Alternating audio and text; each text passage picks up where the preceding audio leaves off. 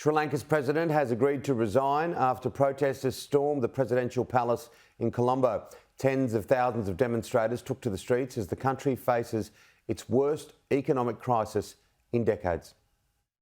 The heart of government, Sri Lanka's presidential secretariat, was surrounded by thousands of protesters who then stormed the building. From the morning, clashes between protesters and security forces have taken place across the capital city, Colombo.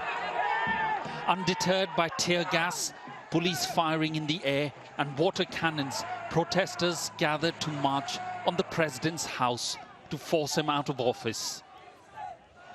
In the clashes, many are reported to be injured. Their patience was wearing thin, even with the military.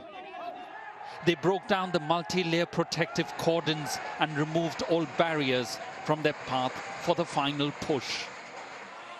Security forces were overwhelmed by the sheer numbers and determination as they stormed the president's house. Some carrying the nation's flag, they walked through the gardens and many rooms and corridors of the building, warning their president to go. While a few jumped in the swimming pool to cool off in the most secure address in the country. President Gotabaya Rajapaksa had earlier been evacuated to an undisclosed location. Prime Minister Ranil Wickremesinghe has agreed to step down for an all-party government to be formed. At the moment, I think the people's struggle is moving successfully, and I wish all the best for the people's struggle. And at the end, we will make the full change for our country. The island's 22 million citizens are facing the worst ever economic crisis, which has triggered shortages of food, medicine and fuel.